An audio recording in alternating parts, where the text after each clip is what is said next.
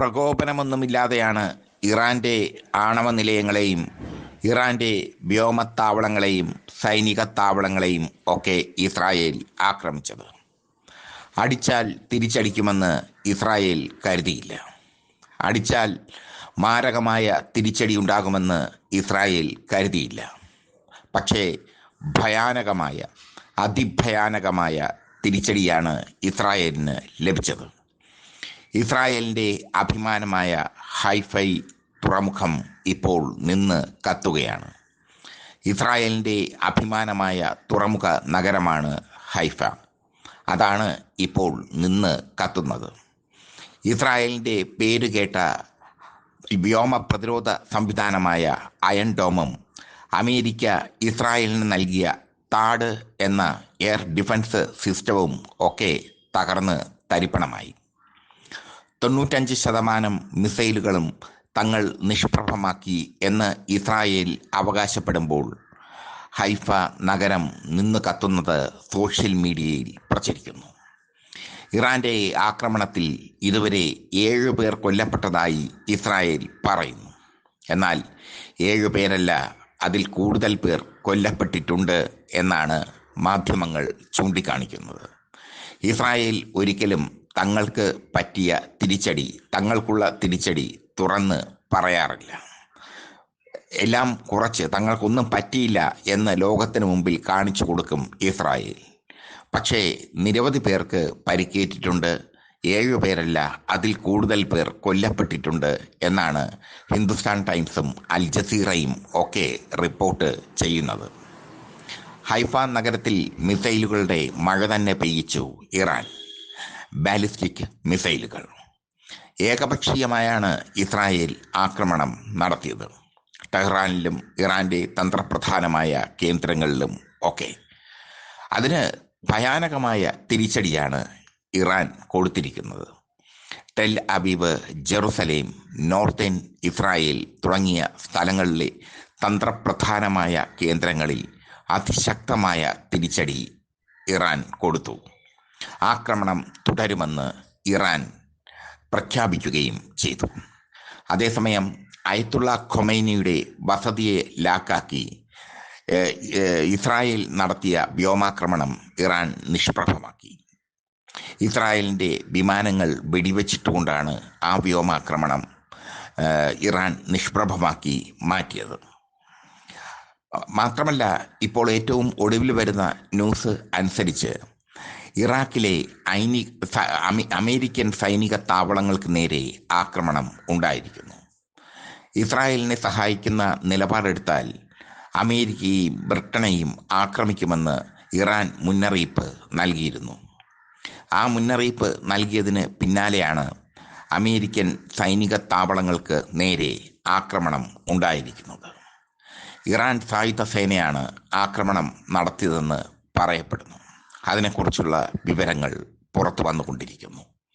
അതാണ് യുദ്ധത്തിൻ്റെ ഏറ്റവും പുതിയ ട്വിസ്റ്റ്. ഇസ്രായേൽ വിചാരിച്ചത് ഇറാൻ ഇത്ര ഭയാനകമായി തിരിച്ചടിക്കില്ല എന്നും ആക്രമണം നടത്തിയാൽ ഇറാൻ പേടിച്ചോടും എന്നുമാണ്. പക്ഷേ തങ്ങളുടെ മിസൈലുകളുടെ ശക്തി ഇറാൻ തെളിയിച്ചു കൊടുത്തു ഇസ്രായേലിന്. തങ്ങളുടെ ആയുധക്കരുത്ത് ഇറാൻ തെളിയിച്ചു കൊടുത്തു ഇസ്രായേലിന്. ഇന്ന് അമേരിക്കയും ഇറാനും തമ്മിൽ ആണവായുധ നിരായുധീകരണത്തിനെ പറ്റിയുള്ള ചർച്ചകൾ നടക്കാൻ ഇരിക്കുകയായിരുന്നു. ആ ചർച്ചകളെ തകിടം മറിച്ചുകൊണ്ടാണ് ഇസ്രായേൽ ആക്രമണം നടത്തിയത്. ഏകപക്ഷീയമായ ആക്രമണം.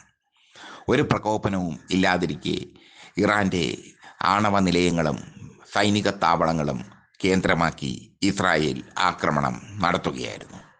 അപ്രതീക്ഷിതമായ ആക്രമണത്തിൽ ഇറാൻ ഒന്ന് പതറിയെങ്കിലും പിന്നീട് ശക്തമായി തന്നെ അവർ തിരിച്ചടിച്ചു. ആക്രമണം നടന്ന് മണിക്കൂറുകൾക്കുള്ളിൽ തന്നെ ശക്തമായ തിരിച്ചടി ഇറാൻ്റെ ഭാഗത്തു നിന്ന് ഉണ്ടായി എന്നത് ശ്രദ്ധേയമാണ്. എന്തായാലും അടിച്ചാൽ തിരിച്ചടിക്കുമെന്നും മാരകമായി തന്നെ തിരിച്ചടിക്കുമെന്നും ഇറാൻ പ്രഖ്യാപിച്ചിരിക്കുന്നു. മാരകമായ തിരിച്ചടിയാണ് ഇറാൻ നൽകിയിരിക്കുന്നത് ഇസ്രായേലിന്. ആ തിരിച്ചടിയിൽ പ്രകമ്പനം കൊള്ളുകയാണ് ഇസ്രായേൽ. ഇസ്രായേലിൻ്റെ തന്ത്രപ്രധാനമായ നഗരങ്ങളിലെല്ലാം മിസൈൽ പതിച്ചതായി ഇറാൻ അവകാശപ്പെടുകയും അതിൻ്റെ ദൃശ്യങ്ങൾ പ്രചരിപ്പിക്കുകയും ചെയ്തു. ഹൈഫ തുറമുഖത്ത് വൻ നാശനഷ്ടമാണ് ഉണ്ടായത്. ഇസ്രായേലിൻ്റെ അഭിമാനമായ തുറമുഖമാണ് ഹൈഫ. ഇവിടെ വലിയൊരു നാശനഷ്ടം തന്നെ ഇറാൻ്റെ ആക്രമണത്തിൽ ഉണ്ടായി. അത് ഭീകരമായ നാശനഷ്ടം തന്നെയാണെന്ന് വിലയിരുത്തുന്നു ലോക മാധ്യമങ്ങൾ. മാത്രമല്ല, നെതന്യാഹു, ഇസ്രായേലിൻ്റെ പ്രധാനമന്ത്രി നെതന്യാഹു ഇസ്രായേൽ വിട്ട് പോയിരിക്കുന്നു. അദ്ദേഹം ഗ്രീസിൽ അഭയം തേടിയിരിക്കുന്നു. ഗ്രീസിലെ ഏതൻസിലാണ് നെതന്യാഹു ഉള്ളത് എന്നാണ് റിപ്പോർട്ട്. നെതന്യാഹുവിന് പുറത്തിറങ്ങാൻ കഴിയാത്ത അവസ്ഥ, രാജ്യം വിടേണ്ട അവസ്ഥ, അതാണ് ഇപ്പോൾ സംഭവിച്ചിരിക്കുന്നത്. ഇറാൻ്റെ തിരിച്ചടി മാരകമായിരുന്നു, അതിമാരകമായ തിരിച്ചടി. തങ്ങളുടെ മിസൈലുകളുടെ ശക്തി എന്തെന്ന് ഇറാൻ തെളിയിച്ചു കൊടുത്തു ഇസ്രായേലിന്, കാണിച്ചു കൊടുത്തു ഇസ്രായേലിന്. മാത്രമല്ല, യുദ്ധം തുടരുമെന്ന് ഇറാൻ പ്രഖ്യാപിക്കുകയും ചെയ്തു.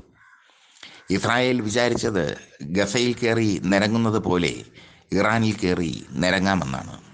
ലെബനോനിൽ കയറി നിരങ്ങുന്നത് പോലെ ഇറാനിൽ കയറി നിരങ്ങാമെന്നാണ്. അതൊന്നും നടക്കാത്ത കാര്യമാണെന്ന് ഇറാൻ തെളിയിച്ച് കൊടുത്തിരിക്കുന്നു. ശക്തമായ തിരിച്ചടിയിലൂടെ ഇറാൻ ലോകത്തെ വിസ്മയിപ്പിച്ചിരിക്കുന്നു. ഇറാൻ്റെ ഫോം കണ്ട് അമ്പരന്ന് നിൽക്കുകയാണ് ലോകം. ഇറാൻ ശക്തമായി തന്നെ ചുട്ട മറുപടി കൊടുത്തിരിക്കുന്നു ഇസ്രായേലിന്. എന്തായാലും ഇനി അങ്ങോട്ട് യുദ്ധത്തിൻ്റെ നാൾവഴികളായിരിക്കും എന്നത് ഉറപ്പ്. ഇസ്രായേൽ എപ്പോഴും യുദ്ധം ആഗ്രഹിക്കുന്ന രാജ്യമാണ്. യുദ്ധക്കൊതിയന്മാരുടെ രാജ്യമെന്ന് വേണമെങ്കിൽ ഇസ്രായേലിനെ വിശേഷിപ്പിക്കാം. യുദ്ധം അവർക്കൊരു ഹോബിയാണ്. സാധാരണ പൗരന്മാരെ, കുട്ടികളെ, സ്ത്രീകളെ, വൃദ്ധരെ, രോഗികളെ ഒക്കെ കൊന്നു തള്ളുക എന്നത് അവരുടെ ഒരു ഹോബിയാണ്. ആ ഹോബിയാണ് അവരിപ്പോൾ കാണിച്ചിരിക്കുന്നത് ഇറാനിൽ. അതിന് ഇറാൻ കണക്കിന് തന്നെ മറുപടിയും കൊടുത്തു. ഇറാഖിലെ അമേരിക്കൻ സൈനിക താവളങ്ങൾക്ക് നേരെ ആക്രമണമുണ്ടായെന്നും അവിടെ കനത്ത ആൾനാശമുണ്ടായെന്നും ഒക്കെയുള്ള റിപ്പോർട്ടുകൾ പുറത്തു വരുന്നു.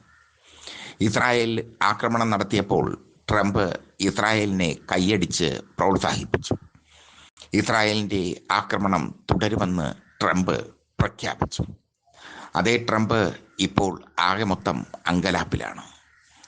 അമേരിക്കൻ സൈനിക താവളങ്ങൾ ഇസ്രായേലിനെ സഹായിച്ചു കഴിഞ്ഞാൽ അമേരിക്കൻ സൈനിക താവളങ്ങൾ ആക്രമിക്കുമെന്നും അമേരിക്കയ്ക്ക് നേരെ ആക്രമണം ഉണ്ടാകുമെന്നും ഇറാൻ മുന്നറിയിപ്പ് നൽകിയിരുന്നു. ആ മുന്നറിയിപ്പ് അതേപടി ഇറാൻ പ്രാവർത്തികം ആക്കിയിരിക്കുന്നു. എന്തായാലും പശ്ചിമേഷ്യയിലെ സംഘർഷം അതിരൂക്ഷമായി മാറുകയാണ്.